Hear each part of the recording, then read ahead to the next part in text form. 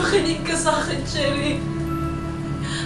Wala na sa tamang pag-iisip si Mark.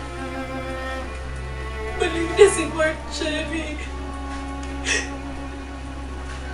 Nagkasakit siya. Di namin alam kung anong sakit ang dumamo sa kanya. Di siya makabangon. Wala siyang kinuwento na kahit ano sa amin. Hindi niya sinabi na may dapat pala siyang panagutan. Isang araw, nagulat na lang kami. Nagsimula na lang siyang tumawa ng tumawa.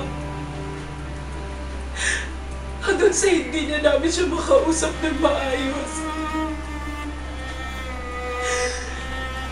Wala kaming alam na dahilan sa pagkabaliw niya. Wala siyang sinabi, Cherry. Bedridden na siya. At parang gulay na. Ikaw pala ang dahilan, Cherry. Ikaw pala.